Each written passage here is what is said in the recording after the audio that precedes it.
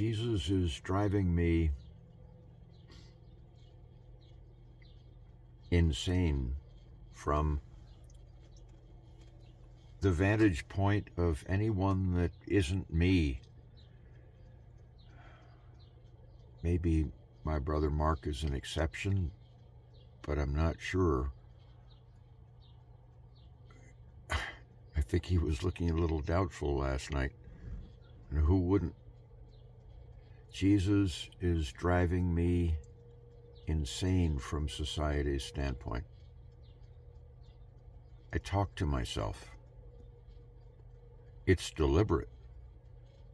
I'm trying to talk sanity into myself after 75 years. I'm trying to talk sanity into myself after 75 years of trying it culture's way, society's way.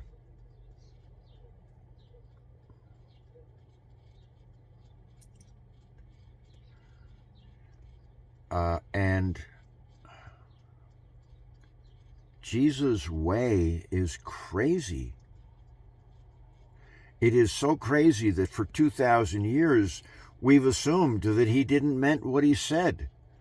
That despite the fact that what he says is completely internally consistent, one of his phrases or teachings with the hundreds or 1,000 others internally consistent, despite the fact that his words are consistent with how he lived, and how he lived is consistent with his words. For 2,000 years, we have been twisting ourselves into pretzels on the idea he didn't mean what he said. Let's figure out what he really meant in our terms.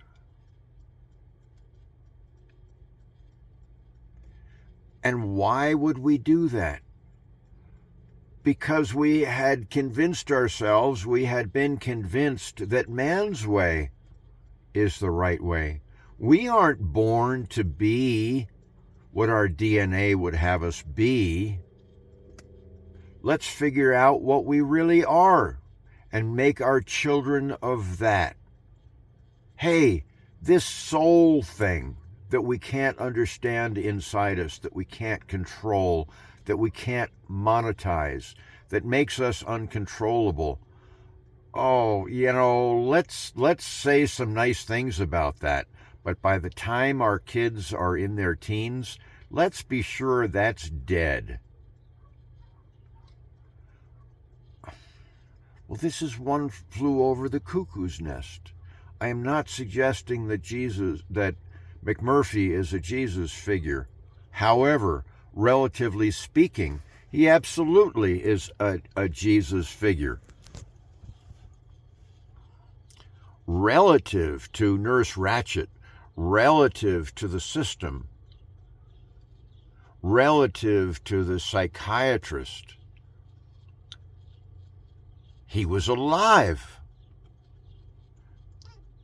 They were these dead things that had been born alive and had allowed themselves and had aggressively participated in rendering themselves simply societal automatons, machines,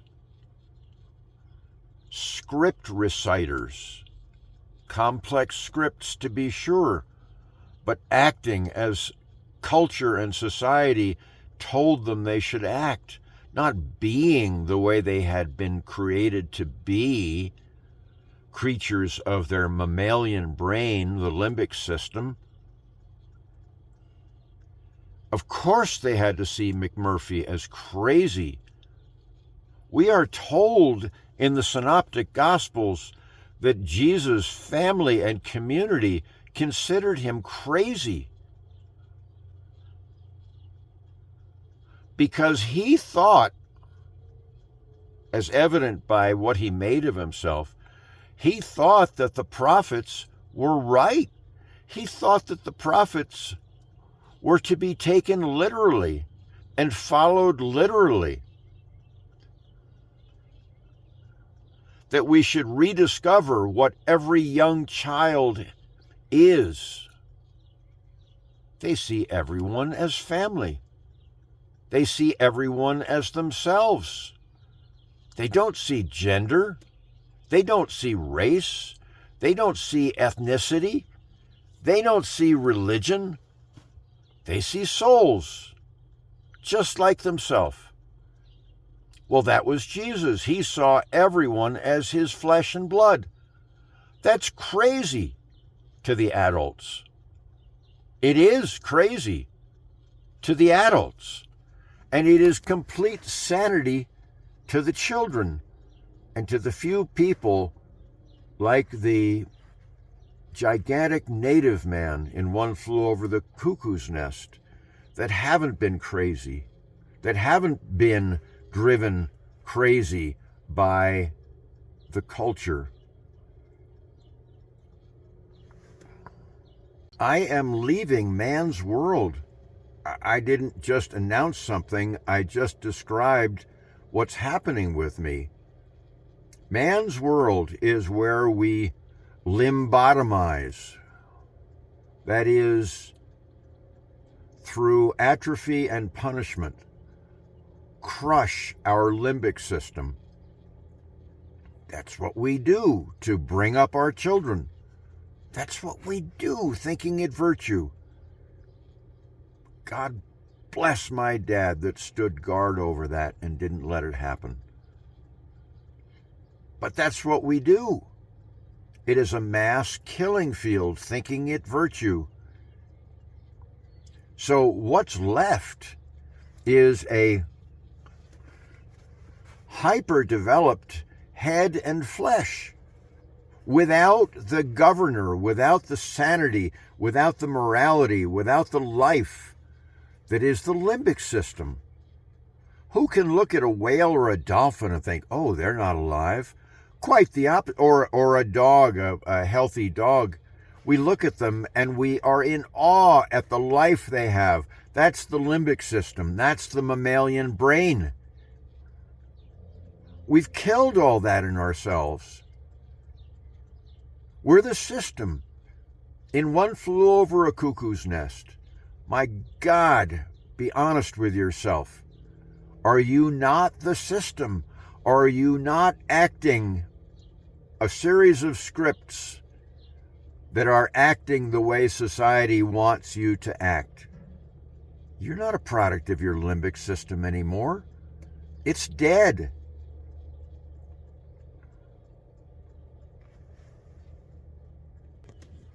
I am working many hours a day now to make the operating system that the man Jesus lived and wrote out for us, my operating system. And boy, I'm starting to make major progress.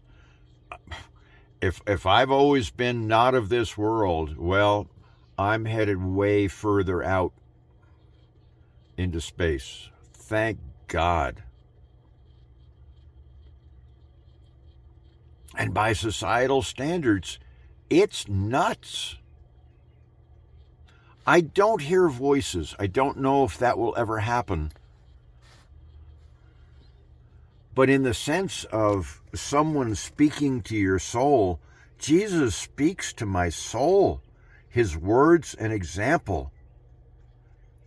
And as I mentioned before, everything that he says is internally consistent. And that is so crazy to us. Do not think what you would put on or what you will eat. Is life more than food?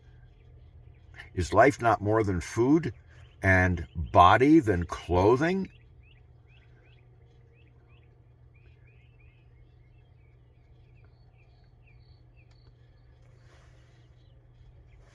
It is written, thou shalt worship the Lord thy God, and only him shall thou serve.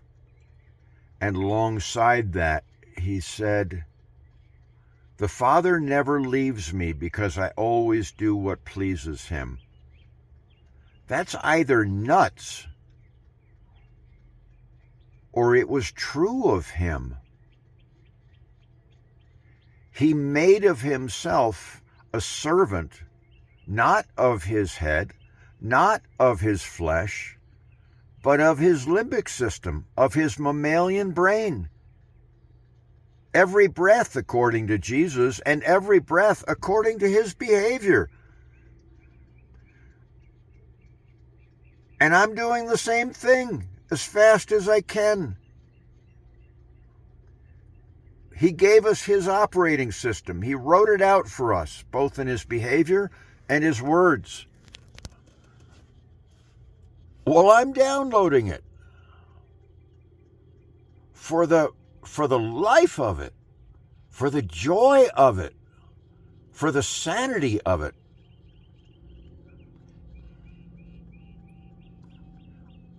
I don't know that my brother Mark, the looks on his face were wondering, has James gone over the edge this last night?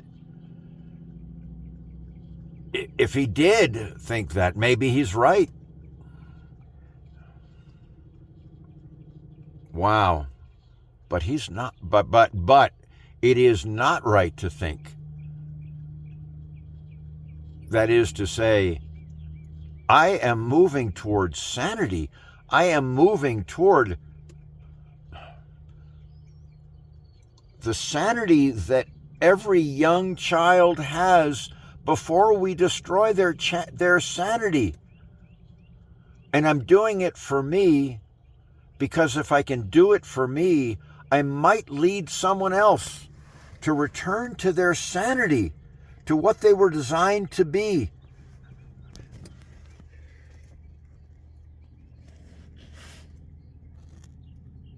The city of Cortez, 10,000 people, the large town of Cortez,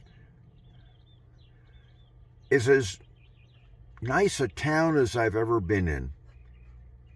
Amazingly so. I can't believe the court system. From what I can see, those folks are all going to heaven. Many of the police are going to heaven. Incredible.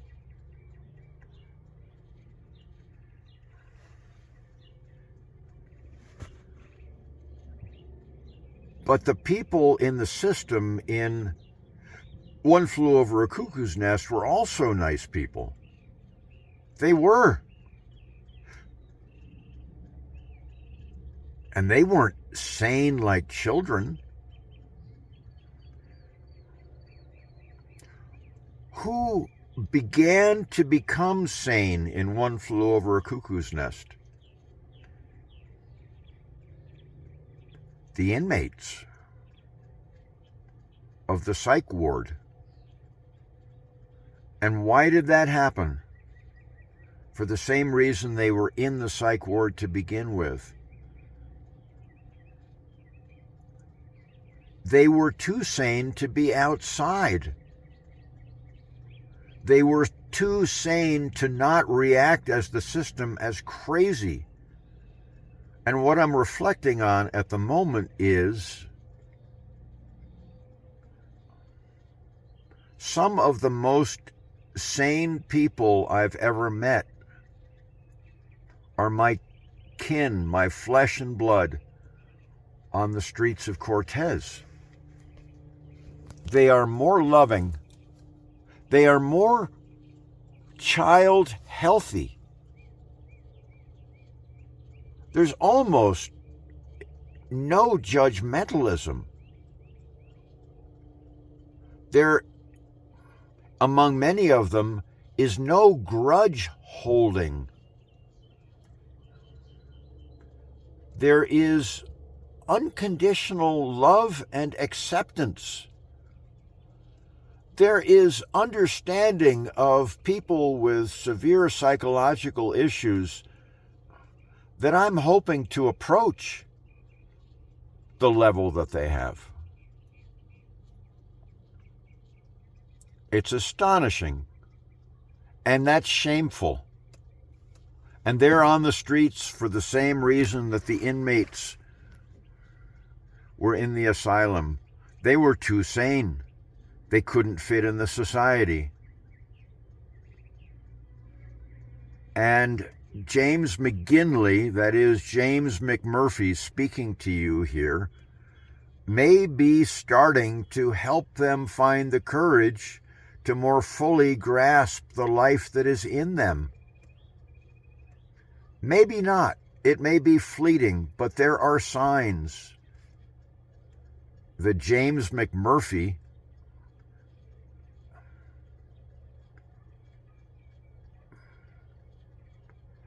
is helping them re-grasp more fully the life within them that they have been afraid to embrace. Through my words, occasionally, through my example, standing out there at 6:15 in the morning before anyone arrives with hot coffee, taking verbal blows from evil spirits around me in people without responding in kind, day after day, hour after hour, taking the disrespect, the aggressive disrespect of people in the system toward me without responding in kind, either externally or internally. Seeing the world in terms of spirits, that's an inadequate word, but it's the best one I can say. Any of us can relate to the idea of a happy spirit or a sad spirit. We might call them moods. That's what I'm referring to. And I'm now so much more empowered internally and externally to see me and others in terms of spirits inside us. I don't know exactly what's going on neurologically. I don't know exactly what's going on with gravity. But I have concepts that help me now navigate both. I have a spirit in me that is holy. And I believe it exists in everyone because I know it exists in every young child. And I have spirits that aren't that. And I was taught to have those spirits that aren't that be my life, be me. And that's exactly totally wrong. That's exactly totally opposite. No, I am the spirit that is holy within me.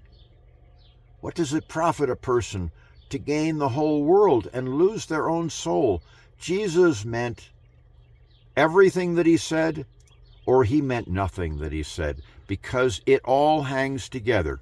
You either have to, because it's internally consistent, you have to accept it all, or you have to reject it all. And of course, we reject it all and replace it with that white Christian abomination, Jesus, that is his antithesis,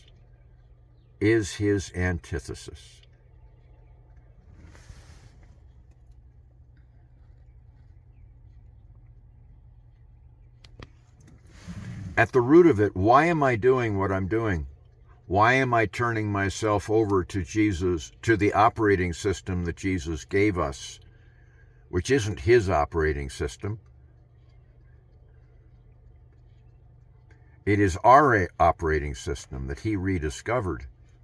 Why am I turning myself over to that? Because it is the best drug supply possible. We can't live without neurotransmitters, pleasure chemicals. We can't.